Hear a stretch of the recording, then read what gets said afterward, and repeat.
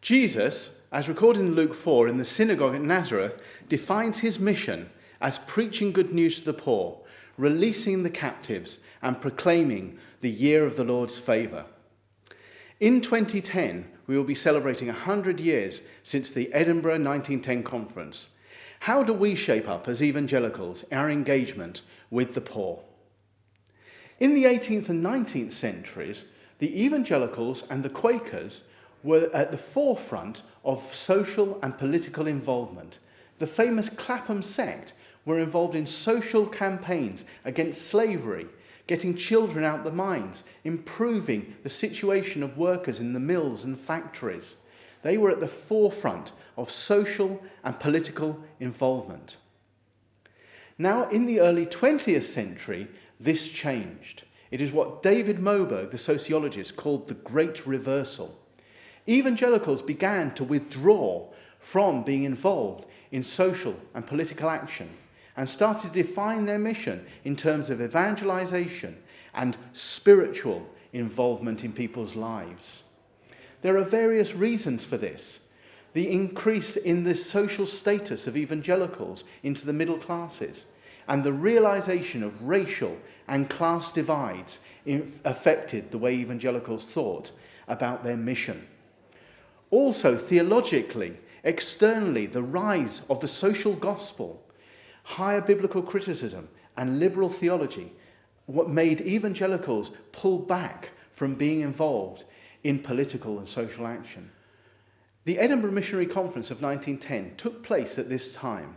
The conference did deal with issues such as social action, but mainly was set within a paradigm of Western liberal understanding economics, establishing schools and hospitals.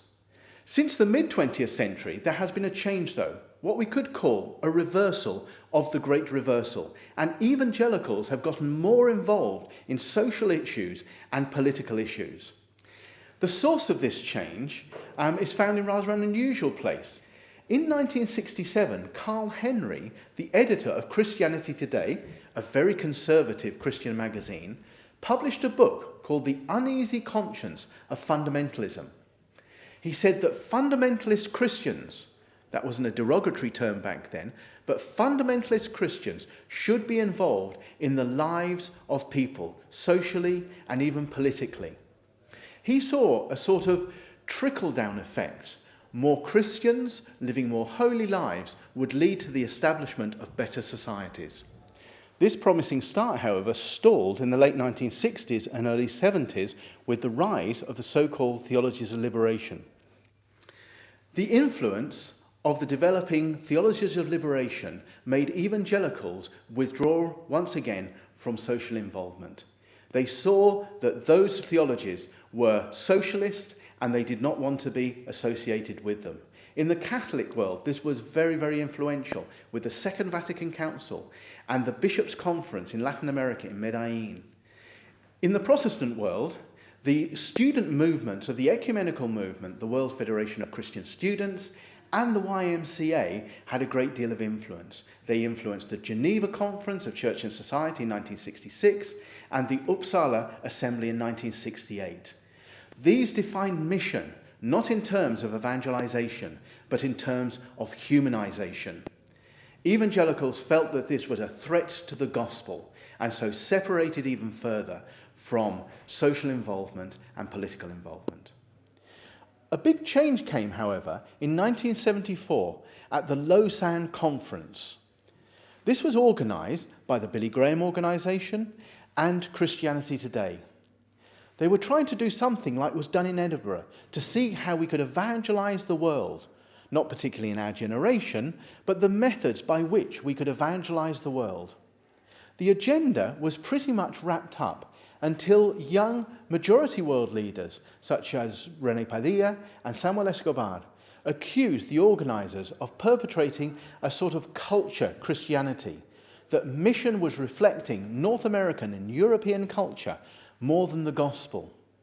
And so, a section was included in the Lausanne Covenant that has become essential for missionary reflection in the evangelical world.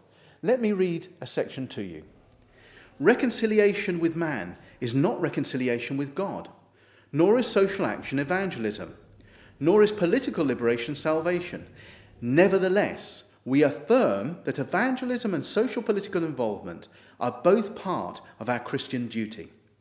For both are expressions of our doctrine of God and man, our love for our neighbour and our obedience to Jesus Christ.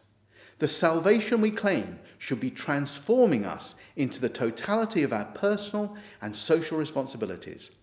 Faith without works is dead. There was no stronger statement of holistic or integral mission up to that point. Subsequent to Lausanne 1974, various other conferences took this holistic agenda forward. The Willowbank Report of 1978 dealt with the gospel and culture. Reports in 1982, and especially the Transformation Conference in 1983, defined mission in holistic terms, both the spiritual and the socio-political. It tried to conceive of Christian mission in terms of the kingdom of God, preaching the kingdom of God and reflecting the kingdom of God in the life of the church, as well as working towards the establishment of peace and justice in our communities.